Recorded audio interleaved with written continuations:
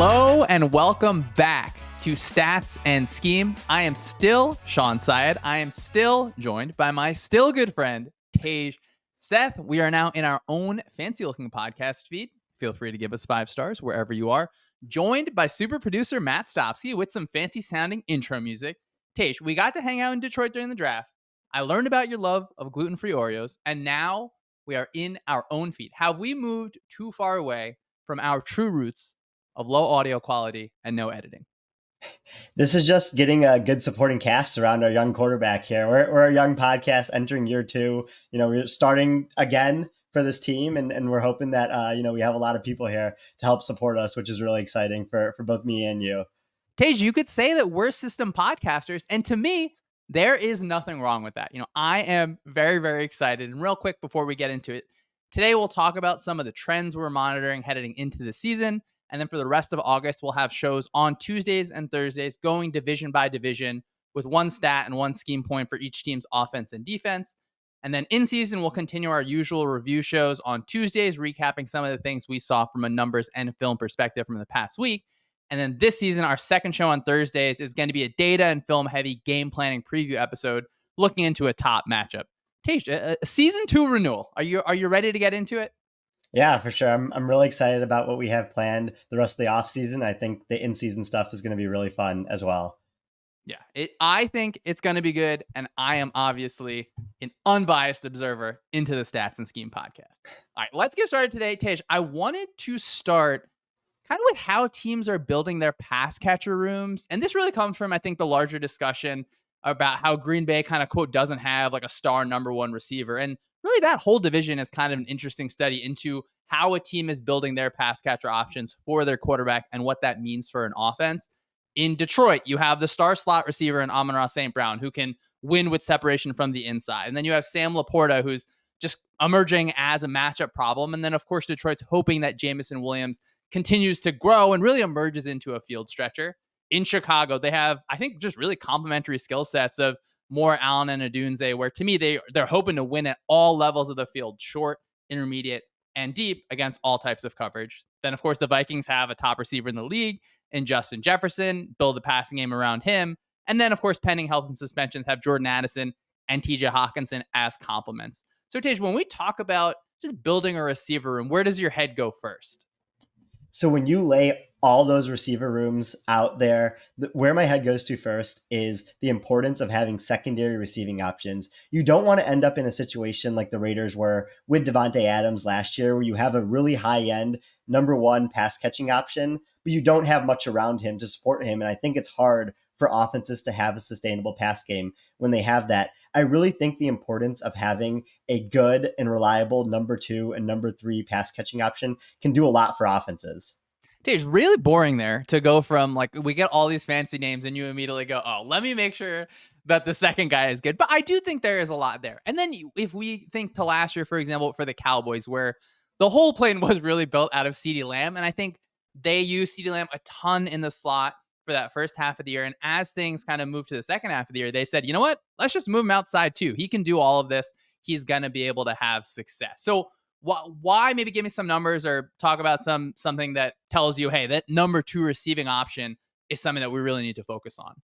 Yeah, I mean, it does seem obvious, right, to just say to have a good number 2 receiving option, but I do think that there has to be resources dedicated to that spot to really take your offense to the next level. And so expanding on some research done by our former coworker, Eric Eager, who's now with the Panthers, I took ESPN's overall receiver ratings, which they use tracking data to give out open score, catch score, and yards after catch score. And so they're really taking these numbers and adjusting for situation, trying to give how good receivers are on a down-to-down basis without having production as an element of their rating. And what I ended up finding was your number 1 receiver has a pretty strong correlation with your offensive success, but your number 2 receiver actually has a stronger correlation with your offensive success on the season level. So this does make intuitive sense to me, because as a defense, you can dedicate resources to stopping a number 1 receiver. But when you have 2 high-end receivers, I think it really stretches out the defense and makes it hard to defend. Yeah, I think that's a good point. Like if we think about You can hard double teams where you have two, like a cornerback and a safety just staring at a receiver. That is not like the most common thing in the NFL. It usually happens where it's kind of like an expression of zone coverage where it happens that way. But yeah, you can, I think, buy resources, kind of X out one receiver. You're going to devote more resources to one receiver, which means that every single other receiver is going to have, maybe a one-on-one, or obviously not just a direct man-to-man one-on-one, but just less eyes on them. So that is interesting. So does that make you think of it as a strong link system or a weak link system? And then Tej, for the people of the scheme side of the stats and scheme, maybe explain. I think strong and weak links are something that we have talked about in the past and something we'll certainly keep mentioning this year. So why don't you talk to us a little bit about that? Yeah, so it is interesting to think about it as a strong link system versus a weak link system. And I think you mentioned a team like the Cowboys last year where they have this truly elite receiver in CeeDee Lamb and had a lot of success passing in the regular season. And they get to the playoffs, and I think the lack of having really reliable, number 3 downward pass catching options on their team hurt them in the playoffs. And when you look at the correlation in just the playoffs, the number 3 pass catching option on your team actually has a stronger correlation to your success than the number 1 option. So number 2 option is still the most important in playoff games, but the number 3 pass catching option actually becomes the second most important to your success. And I think that's because you get these hyper specific game plans in the playoffs, and you're seeing a lot of resources dedicated to both the top 2 ways that offenses like to move the ball. And that's where having that third pass catching option that's really able to just be competent and be able to take whether it's stretch the field vertically or, get crucial third downs. Like I think when you have a third pass catching option that can do that, it can really help your offense in the postseason. I think that another thing I want to talk about is just the skill sets are really, really important. You kind of, ideally, I guess, Tej, if we were just kind of creating it on paper, you need to kind of have like a theory behind what your players do. I think about the Bears, for example. Like I imagine DJ Moore, I think he was like 4th in ESPN receiver score. So he's a receiver that I think you feel comfortable outside, winning one-on-one. Maybe you move him into the slot at times, but then you have Keenan Allen there who you're hoping that he can win one-on-one in that shorter area. You have more in the intermediate area. And then I think Odunze is going to hopefully be able to kind of stretch that field going vertical. But every player is going to be a little bit different. We talked about the Lions up top, like Amon-Ra St. Brown not being a field stretching receiver is just totally fine. But that is partially because obviously Ben Johnson is putting together that team in a specific way. So also thinking about Detroit, we obviously have Amon-Ra St. Brown, they Sam Laporta. I feel like overall, tight ends are just more viable now. It feels like, I think that because coaches are asking their tight ends to be a little bit different in the run game, where now we're seeing a little bit less where a tight end is just like one-on-one with an outside linebacker and you see TJ Watt just throw a tight end to the side. Instead, tight ends are a lot of times being asked to just block down with leverage. So what are we thinking about? Ideally, would you have your second receiving option be a receiver or a tight end? That is a really good question, and something I looked into as well as conditional on having an elite receiver, which is where this discussion really starts. Like once you have a Justin Jefferson, Amon-Ra St. Brown type receiver, how do you build out the rest of your receiving room? And when I looked at when teams, according to the ESPN receiver score, had their tight end as their number 2 pass catching option versus the receiver as their number 2 pass catching option, there actually wasn't much of a difference with how the offenses performed going back to 2016. And so I thought that was interesting to note. But when you go down to the number 4 for either of those teams, when a team's number 4 or 4th best pass catching option was a wide receiver, that's really where we saw a jump in their offense. And I think it just goes back to what you brought up with the scarcity of some of these positions, and also just kind of building out your position room in a sense where you can have 4 receivers that can all do different things, and what that means for a defense from both a game planning perspective and what they have to do on the field. Dave, nothing like talking about the number 4 pass catcher spot for our first episode. Really just bringing the excitement. When I think about just like the league in general, I always think even obviously like last year, what the Bengals had when it was Chase, Higgins, and Boyd, where you just have great route runner, someone who can stretch the ball vertical, win jump balls, and then that underneath slot player. Like that feels like kind of almost my ideal when I just point to a receiving room as like, this is the options that I kind of want to have. Obviously the Eagles, we have AJ Brown, Devontae Smith, and Dallas Goedert as a tight end. Then teams like the Dolphins, well, one team like the Dolphins with Tyreek Hill and Jalen Waddle. And it's just cool to see that every team builds a different identity through their pass catching options. And This year, I just want to, I think, continue to see tight ends as a mainstay in the passing game. I think we're both so high on Trey McBride in Arizona. Sam Laporta, of course, can take another leap. We get rookie year Brock Bowers. And then, just tight ends. We don't have to talk about personnel diversity right up top. But I like that, you can have kind of three buckets of receivers. You got the outside route runner in the intermediate area. You have a field stretcher going vertical with speed or size. Then you have an inside slot player that can kind of win in that short area. And that last one that you mentioned is why I'm so excited to see Houston this year. Not only do you already have the quarterback, but you have Nico Collins and Tank Dell coming back from injury and Stephon Diggs coming into the mix, where all of a sudden you have these options, where you can really take your offense to another level. And then Dalton Schultz, we just talked about fourth receiving options. Like if he's that third or fourth receiving option, you're just really making it a headache for defenses to defend you. I think Baltimore is another one that I'm excited to see. Zay Flowers, sophomore jump, Mark Andrews coming back from injuries. And then there's a couple sneaky ones this year that I think could be really interesting. The Giants with Malik Neighbors, who I know a lot of teams had as their number one receiver in their draft models, and Darius Slayton, who I think is perennially underrated, and kind of seeing how they work together there in New York. Indianapolis is another one. Michael Pittman Jr., Josh Downs, who's one of the more underrated receivers in the league right now. So I think that there's a lot of duos or even triple options in the league at a pass catching standpoint right now. And a lot of them have the quarterbacks where they can have success with that many options.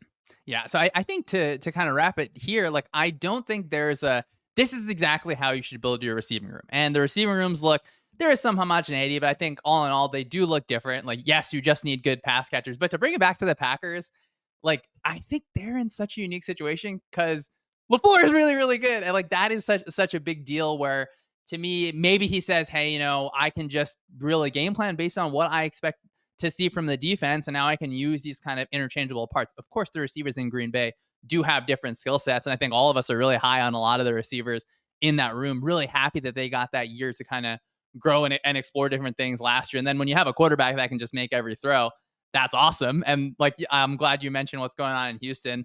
I can't wait to get the division preview there.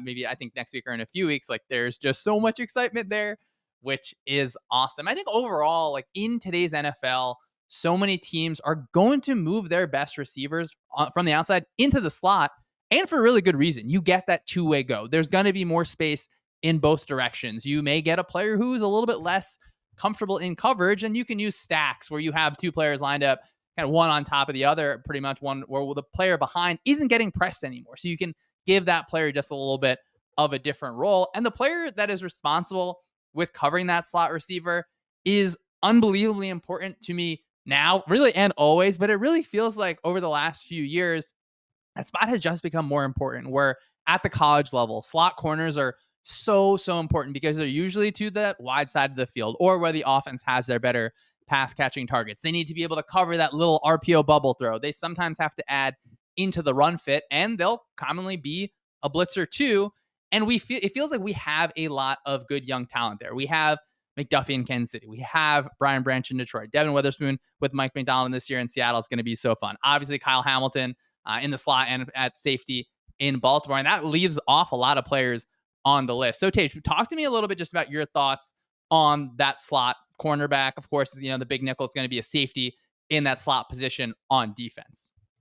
I think you bring up a great point here, because you are seeing a lot of things in the NFL right now where it's shifting to in a position where slot cornerback is going to become really important, probably even more important than it already is right now. I think that teams increasing the amount of nickel that they use every single year while decreasing the amount of base is going to be big for getting that fifth defensive back on the field. And so you have almost a linear increase in the amount of nickel that has been used from the past decade in the league. And I think teams have also generated more EPA per pass when targeting the slot than outside on offense. And so when you look at these slot cornerbacks, they are going to have really crucial roles because the Rams were able to build a Super Bowl winning offense out of Cooper Kupp out of the slot. The Lions with St. Brown, the Cowboys with CeeDee Lamb. Like, I think defenses can start to take their best defender and put them in the slot and build their defense around that. Like you brought up with Trent McDuffie in Kansas City or Kyle Hamilton in Baltimore. And I think that when you look at different players on defenses around the league, we could start to see more of that happen. I think Brian Branch is a player in Detroit where you could build a defense around his skill set and what he's able to do in the slot, especially when Detroit goes into nickel. I think you have someone like Taron Johnson in Buffalo, who was the second best player that played primarily in the slot last year in terms of yards allowed per coverage snap, and what Buffalo's going to do as they shift their focus towards him. Tej, throw us some of the other names from when you were looking at on the list that include Taron Johnson and Brian Branch.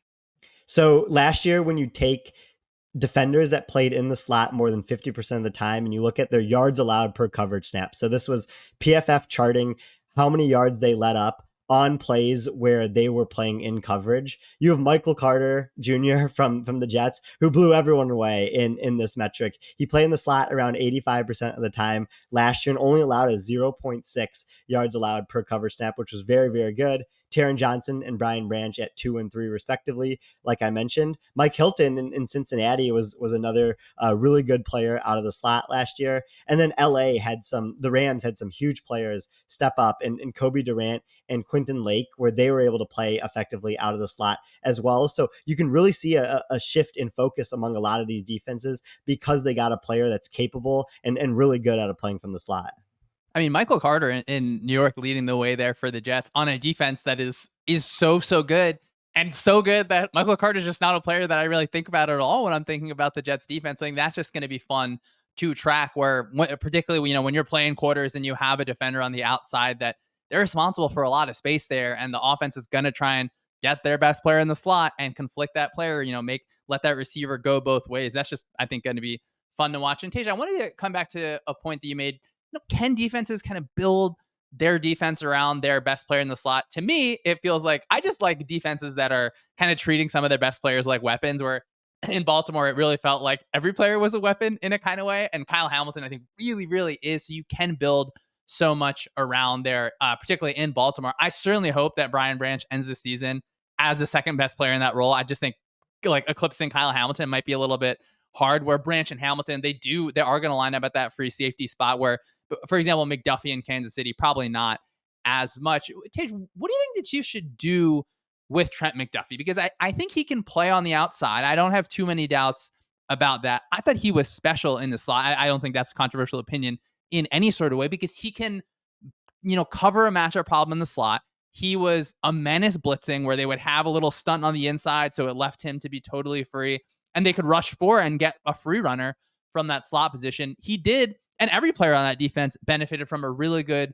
L'Jarius Sneed season, who, of course, is not there. So I guess maybe outside of just the Kansas City situation, on a neutral level, if you just had to choose a player that was equal skill sets in the slot and outside, and they could only play one, do you lean towards outside just because there's usually a little more value there from offenses?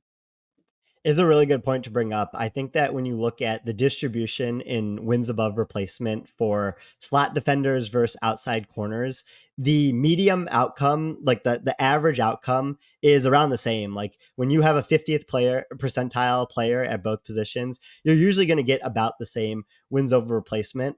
What having an outside corner does is it really widens the distributions there. The best slot player can only add, around 0.7 to 0.8 wins above replacement on the season, while the best outside corner can add over a full win above replacement. And so if you really believe, what you have in Trent McDuffie can be a viable outside corner, which he only played in the slot 49% of the time last year. So that's lower than some of the names we mentioned, like Michael Carter and Taron Johnson, but he was obviously very, very good no matter where he was lined up last year. I think if you're trying to chase that high end outcome, you can feel comfortable moving him into the outside. But I think if you're the Chiefs, you also should feel pretty confident in how well you've developed corners these past 5 years. I think that Steve Spagnuolo and his defensive staff have done a really good job developing corners. And if you want to keep McDuffie on a lot of those slot blitzes, like you brought up, I think that you can try to just develop some outside corners and really build it around his skill set.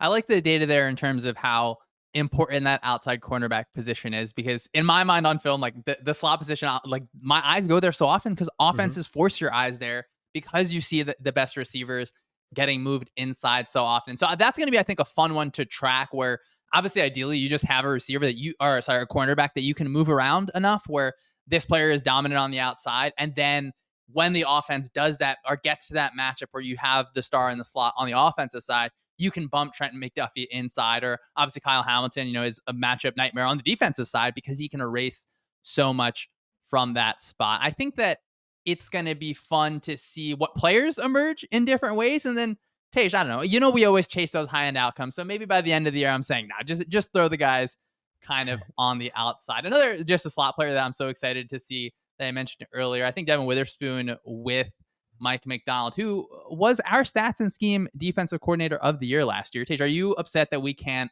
give him that award this year? He is disqualified as he is now a head coach. We might have to rebrand the award to play caller of the year just so we can get our Shanahans in there, our Mike MacDonalds in there. But yeah, it's going to be tough to find another defensive coordinator to win that award again this year. But I think there are some good options out there. I know, yeah, I think that we don't change it to the play call of the year. We'll do it maybe like right before the season and preview like the stats and scheme awards, the stats key awards, to see what we think might happen. Like, we're the podcast of Drew Petzing. We have to be pushing that next person. Like, I think that Bobby Slovic is probably the odds-on favorite to win on the offensive side because Ben Johnson won last year. Do we talk about repeats? Us as voters, do we get bored? Kind of like maybe like MVP voters. It's hard to win back-to-back awards. I guess we'll see for the first time between us. There is definitely voter fatigue that could happen between the two of us. Since there's only two voters and we talk to each other every day, we could be like, yeah, maybe we shouldn't vote this guy just because we voted him last year or even last week. Yeah, voter fatigue, regular fatigue. Yeah, all the fatigues, but still chasing high-end outcomes. So I want to go on about our good buddy Mike MacDonald and their defense. I think every few years there are just what is the hot new schematic trend on the defensive side. Or on the offensive side, we'll talk about Shanahan McVay until our podcast gets cut, until your mic goes out, until our AirPods die, all of that. But on the defensive side, you have that Pete Carroll tree. You have the Vic Fangio tree that has fallen out of favor just a little bit. And now the real winner is Mike MacDonald. We have Zach Orr in Baltimore, Anthony Weaver in Miami, Denard Wilson in Tennessee, though he has a lot of different experiences before.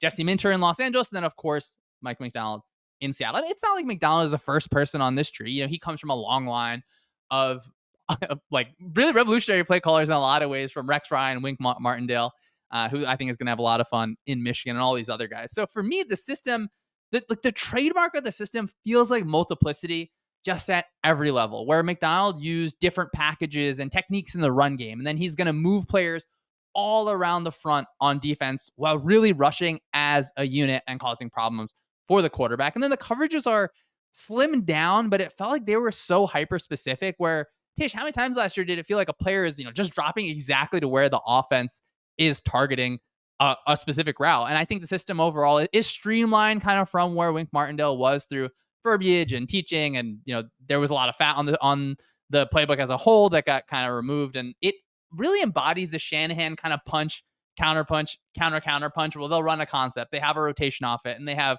kind of one more thing to go off it. So Tej, we could talk about, and we will talk about Mike MacDonald a ton this year. What do you think when he was in Baltimore? Like, what kind of stood out to you?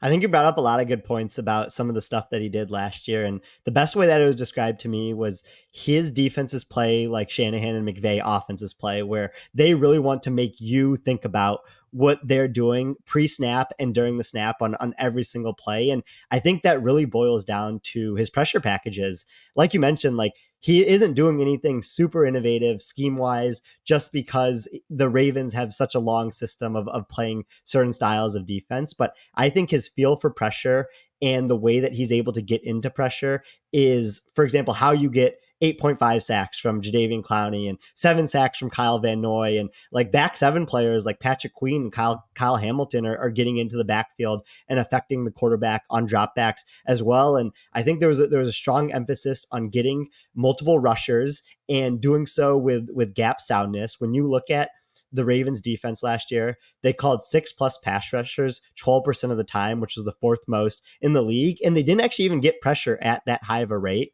But the pressure packages were so unique and the players were so disciplined that offenses had a negative 0.4 EPA per play when facing those 6+ pass rushing blitzes. And so there's a strong emphasis on these defenses, or these defenders getting home and really trying to make it muddy for the quarterback in the pocket.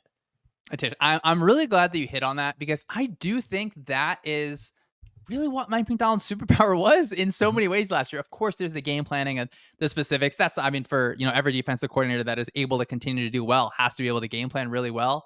I think Mike MacDonald has like an uncommon understanding of just offensive pass protection, where it felt like they did a really good job forcing running backs to kind of stay in the block a lot of times. And of course, Madubuike had a great year. Clowney is now getting paid in Carolina. Like, the ability to get that sort of pass rush is crazy. And I think that across the league, well, we're going to talk about divisions starting on next Tuesday. And you see, some of these teams don't have star defensive ends. How do you find a way to really create a pass rush? And if you could do it like Mike MacDonald, you're probably going to have a ton of success. Obviously, that's like a real high-end outcome. And because of that, it makes me maybe not nervous, but like, how are all these other guys going to be able to do where a lot of the times it felt like, for example, all these games against the Bengals, MacDonald just had such a great feel of in-game play calling, of when to call specific coverages, of when to have that coverage to adjust so you have another person kind of going underneath Jamar Chase, because that the Bengals are going to check into that screen. And it's exciting to watch, and it feels like, maybe I'm worried about how replicable it is. Of course, for Minter having that time at Michigan after MacDonald, and now that person has been playing or calling plays in that system for like year over year, that is something that is really positive in a way. So I'm interested. I'm concerned. I think the overall takeaway for me is like Mike MacDonald is special, and like if the quote system doesn't work, it's less about the system and more about the play caller. Where, for example, in Philadelphia now they go to Vic Fangio, where you're not picking branches off the tree anymore. You have the absolute roots there. I think that's positive, and overall feels like just a reason to be excited. Maybe it's going to take a few years in Seattle, of course, but I think you should be excited over there. Yeah, I think that like you bring up a good point there, and like I'm really curious to hear your thoughts on this, where it's like the Fangio tree didn't have as much success as we probably expected them to have, with defenses the past couple of years, as everyone tried to chase what Fangio was doing. Is there a defense in your mind that's like more or less replicable between the Fangio one and kind of like the Ravens, Mike MacDonald one? Or do you kind of see them as the same, where you kind of have to have a feel for the game to call the game and all of that stuff? Yeah, I think that I make a lot about these trees, and I probably just shouldn't make as much about that, where it should be individualized, particularly on the defensive side, where on the offensive side, there's going to be so many teams that are running the same exact plays that they'll just call it something different off of the Shanahan tree. And, they're going to have success. I think it's just like harder to be on the defensive side than on the offensive side, where on the defensive side, if one player makes a mistake, it's a touchdown. But on the offensive side, if one player makes a mistake, it's a gain of 4 instead of a gain of 6. I think this year I'm just going to be a little more interested in the like the game plan kings, where it's obviously Spags in Kansas City. I think D'Amico Ryans in Houston, and then you hope in Cincinnati that Lou Anarumo is able to figure things out kind of on the back end from last year and go back to 2 years ago, where now we have those three really as kind of on the top, and obviously a lot of other defensive coordinators as well. Between the two trees, it feels like some of the aspects of Fangio's defense like kind of not died out, but maybe like the dilutions of it, where you have obviously Brandon Staley in Los Angeles, and what they did up front, really, they weren't able to do everything. And I think Fangio has a different mindset from some of those other guys, where, the defense it's not just, it's a too high defense. It's really like a rotational defense, where we're going to rotate and move one of our safeties to something. So I'm sure during the year, if these guys start having success, we can like look back at, well, this is really the kind of roots of the tree. But again, to me, it's I don't mean to call it simple in that it's not like a complicated defense in any way, but it is slimmed down for sure. I think it lets the defenders play fast, play hard, play physical, and I think that is probably going to be my focus this year. Where Tej, do you think it's relatively hard to kind of quantify like how much a defensive coordinator, or defensive play caller is adding in football?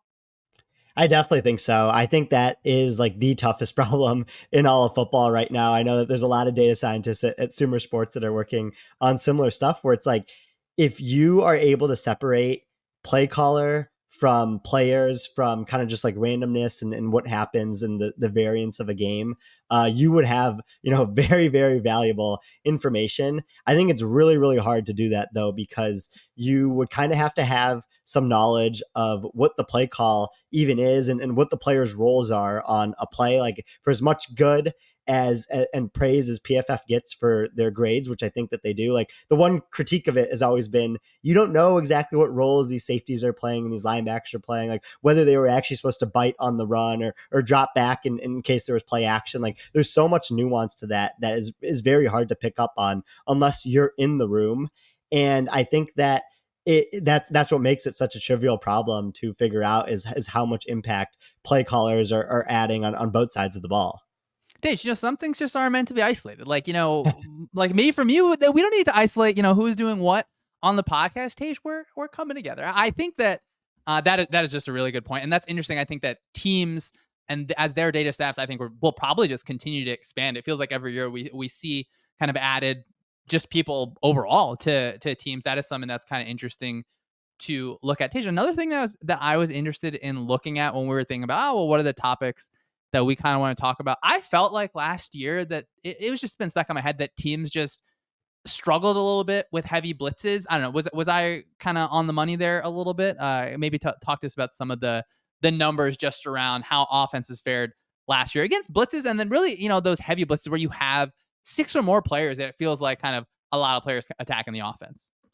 Yeah, you nailed this just from watching the film. The data definitely backs up kind of your hypothesis there. When you look at how teams have performed against blitzes with 6 or more pass rushers, in 2020 and 2021, offenses were tearing these types of blitzes apart. Offenses had a 0.15 EPA per play over those 2 years against heavy blitzes.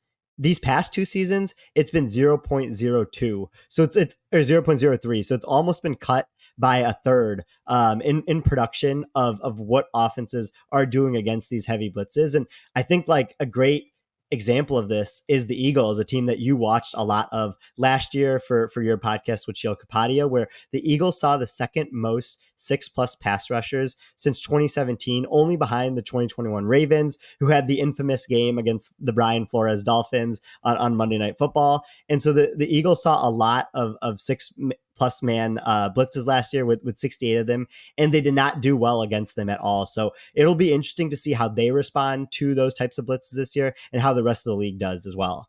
Yeah, I know Sheila is just punching air as we continue to talk about this because, yeah, the Eagles weren't really able to solve it. So to me this year, I do think that the Eagles should be better in how they're going to handle it. And it seems like there's a few things at camp that when we talk about the NFCs, there is signs to believe that they will do a better job, but I blitz those guys until they figure it out. And I think 2 things from just like a little bit of the kind of schematic thing are hot and then sight adjustments, which I think are important to understand a little bit, where a hot really is just where there is a pass rusher that is kind of unaccounted for in a pass protection.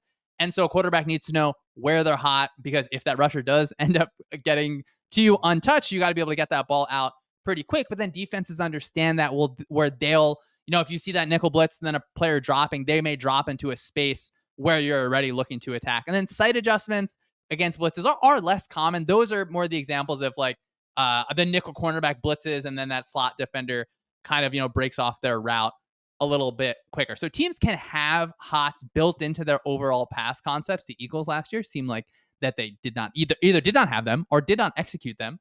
It was really frustrating to watch, and it would be something that we track. But Tej, the kind of quarterbacking that Tom Brady and Peyton Manning, where they get up to the line, they reset protections over and over, in a lot of ways it's kind of dead. Where we do have guys like Dak Prescott where they have a ton of control at the line, and a lot of these guys have a lot of control at the line, but that kind of is a little bit of a symptom of our good friend Kyle Shanahan, where the Shanahan system has set it and forget it protections where they're built-in hots in their concept. It lets that quarterback play so fast because you don't have to go to line. You don't have to repoint out this is a Mike linebacker. We don't have to shift our protections. Now they do have the freedom to, and Shanahan talked about on a podcast recently that Purdy has the freedom to. It just doesn't happen that often because that raises the floor of a certain type of quarterback in my mind where you're not concerned with this is the unscouted look that this team just threw out at us that now we have to adjust. I don't have to, especially teams that have those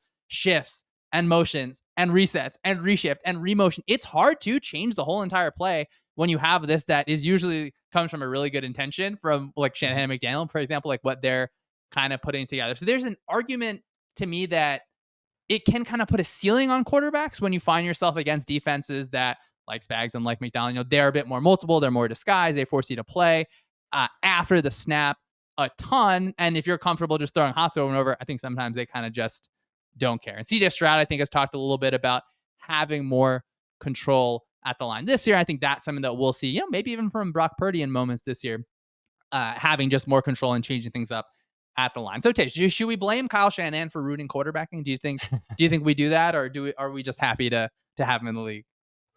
I mean, definitely, obviously happy to have him in the league. The offenses that he puts out are amazing to watch for both of us. But I think that is really interesting to kind of talk about which quarterbacks have the control at the line of scrimmage and whether their offense kind of allows them to change a lot before the snap. And again, that's like another thing that I think it would be really cool to measure and would give us a lot of information is like kind of the cerebral part of playing quarterback pre-snap, because it's definitely noticeable to see Dak Prescott at the line pointing out different pass rushers that could possibly be coming through the gaps. I think like the Amazon Prime Vision broadcast on Thursday nights where they have the expected blitzers now that get highlighted before a play is fascinating to look at before a snap. And it kind of helps you think about like what you would be looking at if you were playing quarterback. And so that would be something really cool to measure eventually is which quarterbacks do a really good job of kind of pointing out who's going to end up blitzing and who's going to be dropping back. And there's defenses like Brian Flores' defense or Mike MacDonald's defense that are great to test those against. Yeah, it just feels like we kind of have to grade quarterbacks on a curve. And I mean, we will talk about this actually a little bit later, just like grading and rating systems in general, where it feels like, Tej, I might reject the whole enterprise of it, but quarterbacks are doing different things. So to me, stacking what one quarterback is doing against the other, sometimes it's really hard because literally their responsibilities are so different outside of just who their supporting cast is, outside of what, who their players are. And that extends to players at all levels, where it doesn't mean just because you don't change the play at the line every single time means you're necessarily a quote lesser quarterback. All right, let's get on to probably our last one here. I think we'll do one more. What are you thinking here? Yeah, let's do the last topic here, and then we can go into our our special segment. All right, we got to talk about the XFL kickoff. I watched all 407 XFL kickoffs from the 2023 season. My eyes are I think recovered.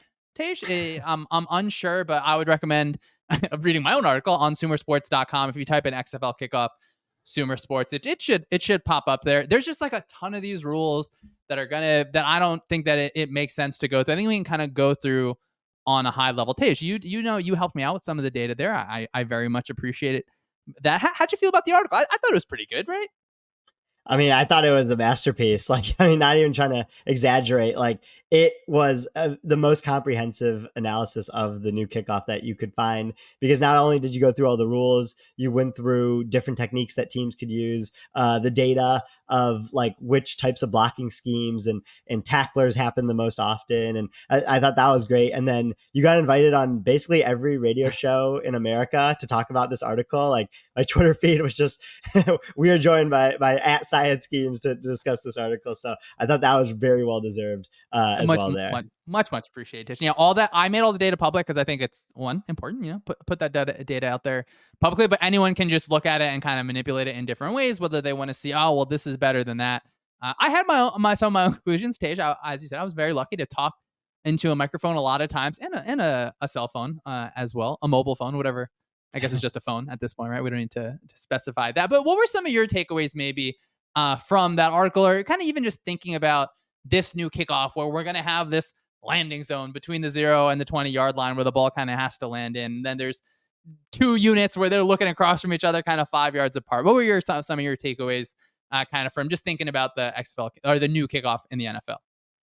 So my first takeaway thinking about this new kickoff in the NFL is how teams are going to allocate their 53-man rosters to account for players on the kickoff unit. We hear so much about special teams. There's like players that don't play that often on offense and defense that just have specific roles for the 12 to 15 special team snaps a game, and they're really good at those roles, and they get a spot on the roster because of that. And so now I'm thinking that these kickoff units on both sides of the ball are going to be less about being really fast and running down the field, and more just bigger people who can shed off blocks and make the tackle easier because they only have to run 5 yards down the field now. But I think the reverse of that is going to happen for returners. Now you're going to have your fastest players return the ball because they really need to get through the hole or get outside quickly, like you pointed out in your article. And so I think that'll be really interesting to see how teams decide on their 53-man roster as we grow throughout the summer to kind of account for this new kickoff. I think a team like the Browns, having a very sneaky signing in Nyheim Hines, who wasn't able to play last year because of a jet ski incident, is really interesting because they're showing that they want to have a commitment at speed and someone who has been proven to be a really good returner. Tej, I'm not surprised that, your mind first goes to what does it mean for roster allocation? Like, I get that, Tej, you're the stats part of stats and scheme. But for me, I need to see the knuckleball kick. I really, really need to. And again, I'm not going to go into all the details about the rules and different things. It's in the article. It lays it out. You'll see it with clips there. I think it's just like a good way to learn about the new kickoff. But the XFL specifically had this rule that prevented this specific type of kick where it's like a low line drive, kind of weird wobbler where that ball can hit inside the 20-yard line. Now the ball's like spinning in 5 different directions. I've had the privilege of seeing an NFL kicker do it, and it is so scary, I think, for returners. So I think there's a good argument that could be made that kickoff units are just going to be like, you know what? A touchback all the way through the back of the end zone only goes to the 30-yard line, which probably will be around or at the XFL, I know it was like right next to the average of where the ball ended up being returned to. So like that could be fine and well. That could be one way. But to me, I think you can steal yards on every single kick return. And yes, it's a huge risk. If a kick returner has a return touchdown, that is such a massive swing. But Tej, I need to see the knuckleball. I need to see kickers try it. I think that they're going to be able to manipulate that ball. It's going to bounce around kind of funky. It's going to hit off a returner. A kickoff team is going to get it. And then I just need one team to do it. And then I'll be able to like write it in a weekly column and be like, kickoff corner. The knuckleball is back. Tej, do you think I'm going to get one this year maybe? I hope so. And I do think so because your article pointed out, I would assume that special teams coaches around the league read that article and saw the video of the knuckleball, which looked very, very, promising for this kickoff. I think the risk that you run when you kick the knuckleball is not kicking far enough and, giving them the ball. I think it would be at the minus 35 is where the offense would get the ball if they don't kick it far enough. Or maybe it's harder to control and you end up kicking it for a touchback, which they would get the ball at the minus 30, which is not a huge deal because when you look at the average starting field position, it's in the XFL, it was 29.1. So that's compared to the NFL kickoff average starting field position, which was 27-point run of the past couple of years. So we should start to see, about 0.15 expected points added per kickoff, just moving from the old kickoffs to the new kickoffs. So that will be interesting to check for sure. Yeah, and obviously, we have to shout out Sam Schwartzstein for all the work that he did with the XFL kickoff, and then obviously for Prime Vision on Thursdays on Amazon, as we talked about before. Tej, I just don't want to see these guys just kick it straight to the back of the end zone. It feels like a surrender, and I do think NFL teams are early on. They're just going to kind of feel it out, and then they could definitely be by week 8, week 9. Teams are like, the get this knuckleball out of here. We don't need it. Like I'll give them the ball at the 30. So it feels like, next year, maybe if the NFL wants to keep it, I hope they want to keep it. I spent a lot of time on this. I think maybe they make it a little bit more punitive where if you're kicking it through the back of the end zone, now the ball is a touchback to the 35, maybe even the 40. That feels like a little bit too much. But if they really want to incentivize that specific play, because I think I could see a team saying 5 yards, like, I don't want to practice this. My kicker has a big leg.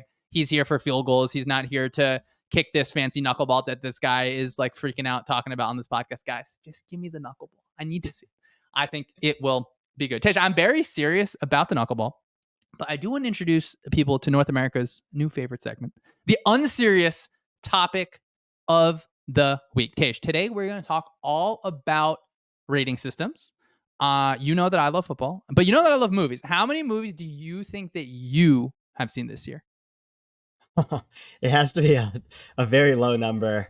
It might be single digits, but I'm going to go with 10. I think that's probably a safe estimate of movies that I've seen this year. That's rough. How many do you think where do you think I'm at right now?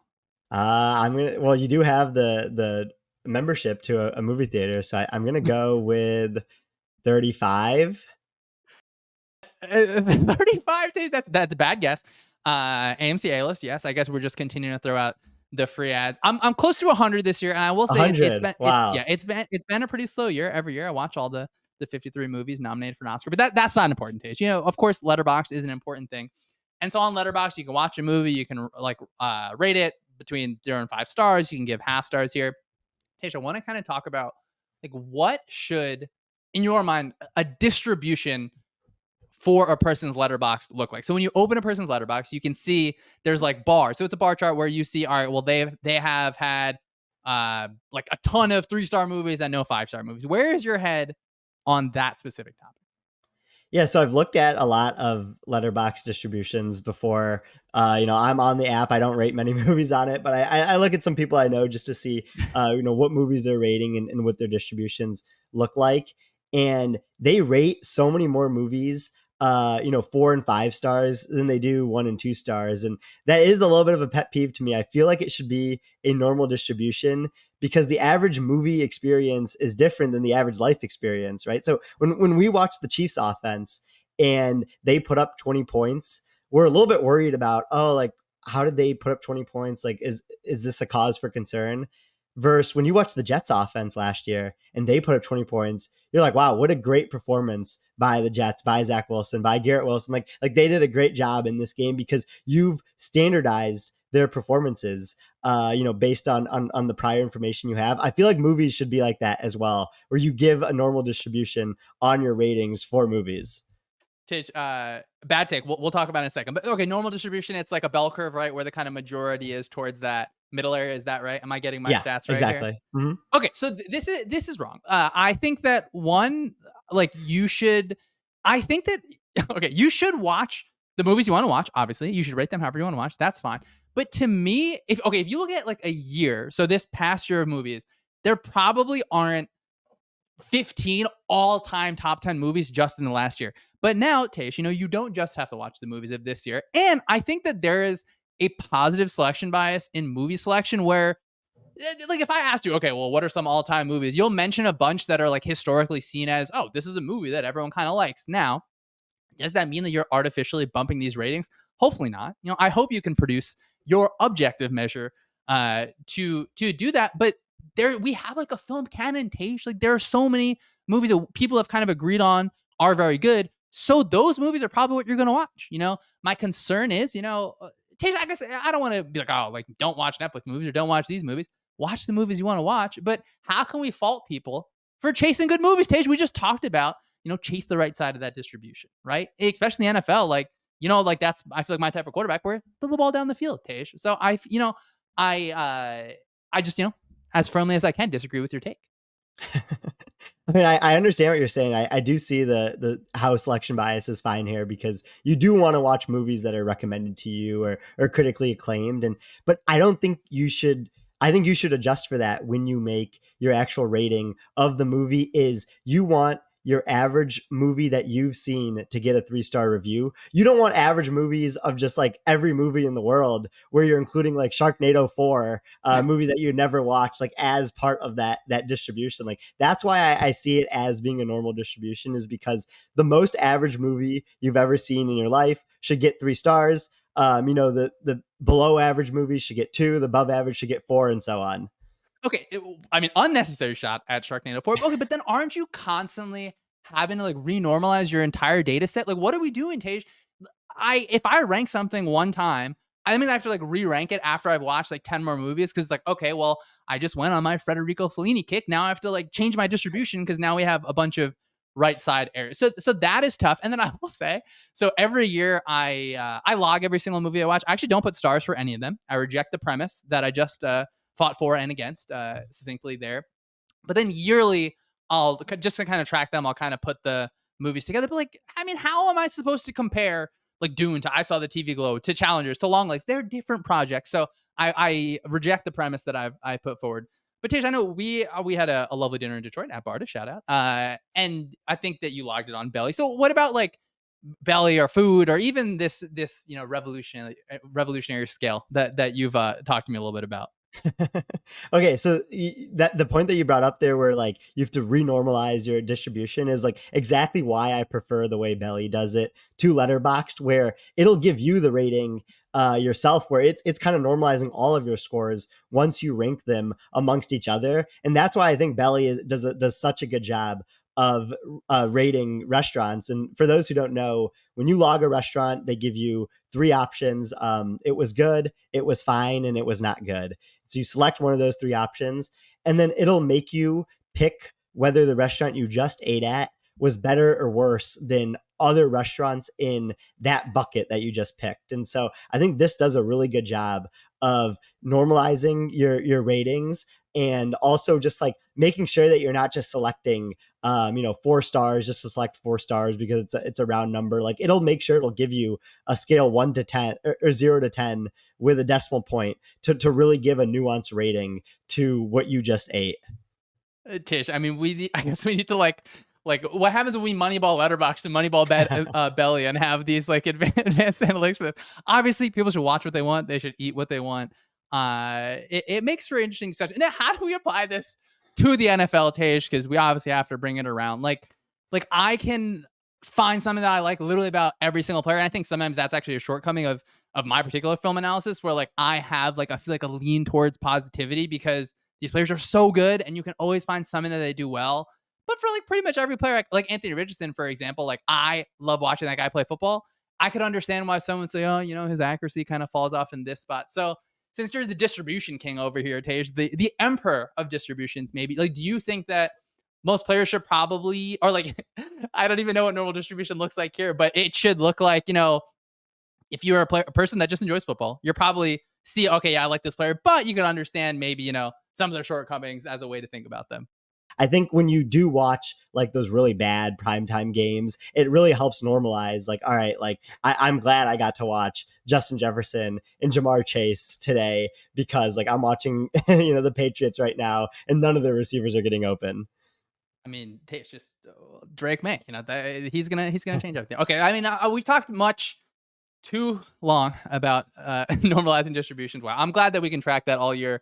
Hopefully we can normalize the distribution of this podcast, whatever that means. But let's get on that here. Be sure to follow Tej at Tej FB Analytics. Tej, is that still your handle? Got to make sure I have that right. Yeah. I'm at Syed Schemes. Visit sumosports.com. Press refresh a few times. Juice those numbers. Of course, give us all 5 of those stars wherever you choose to be. Press that subscribe button, the follow button. Whatever the button says on your app. Let us know what you'd throw us on the rating system. Tej, I think that I hope that we get the 3. Like I can understand why someone wouldn't love listening to this waxing poetic about Letterboxd. What do you think? I think we're at a 3 as well, which is always the safest number to give out about anything. It usually leads to the least amount of discourse I've realized. There we go. Thanks everyone for spending a bit of your day with us, and we will see you next time.